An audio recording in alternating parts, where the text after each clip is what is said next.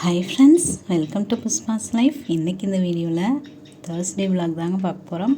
அது கூடவே இன்ட்ரெஸ்டிங்கான விஷயம் தான் உங்கள் கூட பகிர்ந்துக்க போகிறேன்.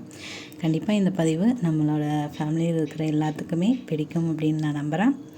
நம்மளோட ஃபேமிலியில் இருக்கிற எல்லா ஃப்ரெண்ட்ஸுக்குமே நான் மிகப்பெரிய ஹாய் சொல்லிக்கிறேங்க. Hi Anitha sister, hi Pushpavathi sister, hi Thenmozhi sister. Thenmozhi sister ரொம்பவுமே வருத்தப்பட்டிருந்தீங்க, என்னோடய நேமே இப்போ நீங்கள் சொல்கிறதில்ல அப்படின்னு சொல்லிட்டு, ஹாய் சொல்கிறதில்ல அப்படின்னு சொல்லிட்டு எப்படி மறந்தேன் அப்படிங்கிறது எனக்கு தெரியல sister. Hi Thenmozhi sister, hi Vasi sister, hi விஜயக்கா, ஹாய் ராஜி அக்கா, hi Devi Priya sister, hi Aarthi sister, hi Malathi sister, hi Priya sister, hi Abi sister. இன்னும் நான் யாரையெல்லாம் விட்டுட்டேன் அப்படிங்கிறது தெரியல. கண்டிப்பாக கமெண்ட்ஸில் வந்து ஞாபகப்படுத்துங்க. இன்றைக்கி ஒரு 5:30 அப்படிங்கும்போது தாங்க எந்திரிக்க முடிஞ்சது.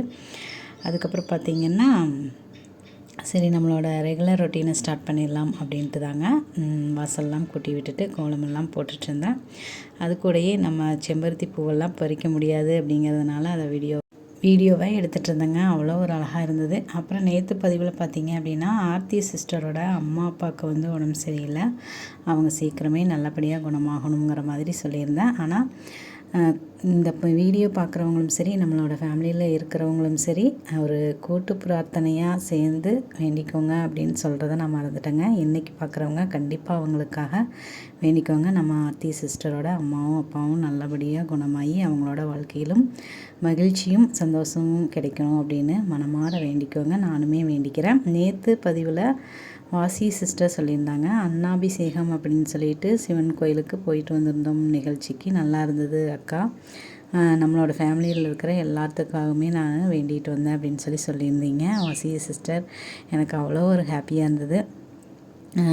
இன்னுமே நம்ம மனிதநேயம் இல்லை அப்படி என்னென்னமோ நம்ம சொல்லிகிட்ருக்குறோம். இருந்தாலும் இந்த காலத்துலேயும் இன்னும் மனிதம் இருந்துட்டு தான் இருக்குது. மனிதநேயம் சரி, ஒரு அன்பும் சரி, பாசம் எல்லாமே இருந்துகிட்டே இருக்குது அப்படிங்கிறத உங்களை பார்க்கும்போதுமே நம்ம ஃபேமிலியில் இருக்கிற எல்லாத்தையுமே தான் சொல்கிறேன். நம்மளோட விஜயக்கா கூட சொல்லியிருந்தாங்க, நேற்று அவங்க நம்மளுக்கு கமெண்ட்ஸ் பண்ணும்போது புஷ்பான்னு சொல்லி என் பேரில் கமெண்ட்ஸ் பண்ணும்போது அவங்களோட பையன் கேட்டதாகவும் சொல்லியிருந்தாங்க. அப்போ வந்து சிஸ்டர்னு சொல்லுங்கம்மா அப்படின்னு சொல்லப்போ அவங்க வந்து புஷ்பா வந்து என்னோடய தங்கச்சி மாதிரி, அதனால நான் பேர் சொல்லுவேன் அப்படின்னு சொல்லி உரிமையோடு சொல்லியிருந்தீங்க விஜயக்கா. எனக்கு அவ்வளோ ஒரு ஹாப்பியாக இருந்தது. இன்றைக்கி உங்களோட பதிவு நான் பார்த்துருந்தேன். நான் வேலை செஞ்சுட்டு இன்றைக்கி நான் போட்டுட்டு இருந்ததுனால சரியாக என்னால் கவனிக்க முடியல. மறுபடியும் பார்த்துட்டு உங்களுக்கு நான் கமெண்ட்ஸ் பண்ணுறேன். சேமிப்பை பற்றி ஏதோ சொல்லியிருந்தீங்கன்னு நினைக்கிறேன். நல்லா தான் இருந்துச்சு, ஆனால் நான் முழுசாக என்னால் கவனிக்க முடியல.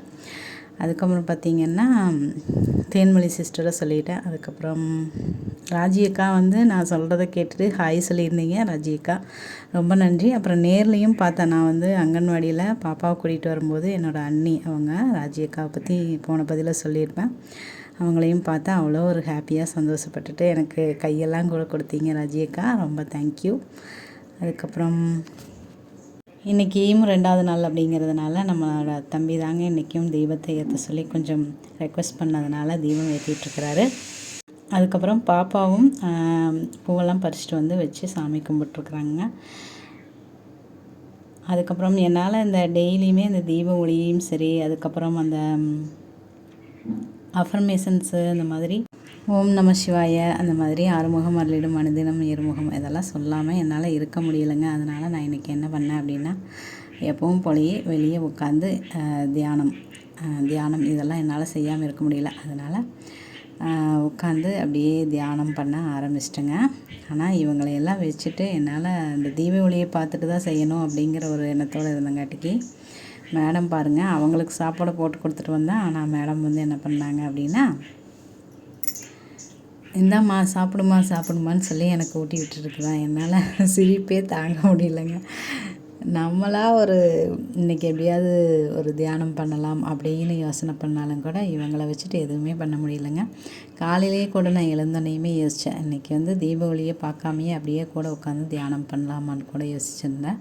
அப்படியே பண்ணியிருந்தாலும் கூட பண்ணியிருக்கலாம் அப்படின்னு நினைக்கிறேன்.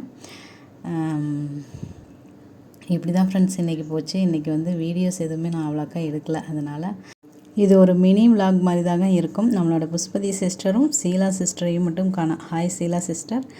அதுக்கப்புறம் நேற்று எல்லாருமே கமெண்ட்ஸ் பண்ணியிருந்தீங்க. எனக்கு அவ்வளோ ஒரு ஹாப்பியாக இருந்தது. நம்ம எப்போவுமே இந்த மாதிரி கனெக்டிவிட்டியோடு இருக்கிறது அப்படிங்கிறது எனக்கு அவ்வளோ ஒரு ஹாப்பியாக இருந்தது.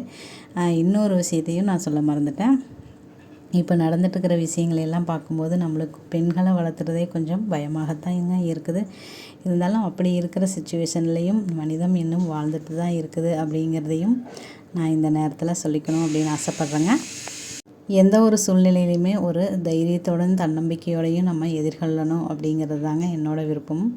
அது நம்மளோட ஃபேமிலியில் இருக்கிற உங்களையெல்லாம் பார்க்கும்போது இன்னும் அன்பு இன்னும் சாகலை அப்படிங்கிற மாதிரி கூட எனக்கு சொல்லணும்னு தோணுது. அதுக்கப்புறம் நாங்கள் சாயந்தரம் பார்த்திங்க அப்படின்னா நைட்டு இந்த நிலவோட ஒளியிலேயே அவ்வளோ ஒரு அழகாக இருந்ததுங்க அந்த பௌர்ணமி நிலவு. நாங்கள் இப்போது செக்கப்புக்காக தான் போயிட்டுருக்குறோம். கடைசியாக ஒரு செக்கப்புக்கு தான் போயிட்டுருக்குறோம். இன்றைக்கி செக்கப் பண்ணியாச்சு, எல்லாமே நார்மலாக இருக்குது அண்ணாக்கு அப்படின்னு சொல்லிட்டாங்க. ரொம்ப நல்லா இருக்கிறாங்க. நிறைய பேர் கேட்டுகிட்டே இருந்தீங்க, தேன்மொழி சிஸ்டர் கூட கேட்டே இருந்தீங்க.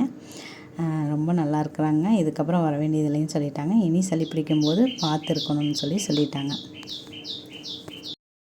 அப்படியே பிடித்தாலும் ஒரு வீசிங் மாதிரியோ இல்லை ரொம்ப தொந்தரவாக இருந்தால் உடனடியாக வர சொல்லிட்டாங்க. ஆரம்பத்துலேயே வந்து பார்க்க சொல்லியிருக்கிறாங்க. அண்ணா இப்போ ரொம்பவுமே நல்லா இருக்கிறாங்க. இந்த சப்பாத்தி பார்த்திங்க அப்படின்னா நான் சூடு பண்ணிகிட்ருக்குறேங்க. நைட்டு தம்பி சுட்டு வச்சுருந்தான் சப்பாத்தியும் அது கூட முட்டை கிரேவின்னு சொல்லி அவன் புதுசாக ஒன்று ட்ரை பண்ணியிருந்தாங்க. அவ்வளோ நல்லா இருந்தது. முட்டை புரோட்டா மாதிரி இருந்துங்க. ஆனால் இது வந்து முட்டை சப்பாத்தி அப்படின்னு சொல்லி சாப்பிட்ருந்தோம். அவ்வளோ சூப்பராக இருந்தது. எங்கள் பாப்பாவுக்கும் பிடிச்சிருந்தது. அவ்வளோ நல்லா சாப்பிட்ருந்தாங்க. இதையுமே உங்கள் கூட நான் ஷேர் பண்ணிக்கிறேன். இதுதான் இன்றைக்கி சமையல். காலையில் இதையவே சாப்பிட்டு தயிர் சாப்பாடு தாங்க செய்யலான்ட்டு இருக்கிறோம். அதுதான் இன்றைக்கி சமையல். இன்றைக்கி வீடியோ அவ்வளோதான் ஃப்ரெண்ட்ஸ். இந்த பதிவு உங்களுக்கு பிடிச்சிருக்குன்னு நம்புகிறேன். மீண்டும் ஒரு நல்ல பயனுள்ள பதிவுடன் உங்களை சந்திக்கிறேன். அதுவரை உங்களிடமிருந்து விடைபெறுவது நான் உங்கள் அன்புள்ள தோழி புஷ்பா. இந்த வாழ்க்கை நமக்கும் நம்மளை சுற்றி இருக்கிறவங்களுக்கும் மகிழ்ச்சியவே தரட்டுங்க. தேங்க்ஸ் ஃபார் வாட்சிங் ஃப்ரெண்ட்ஸ். தேங்க்யூ.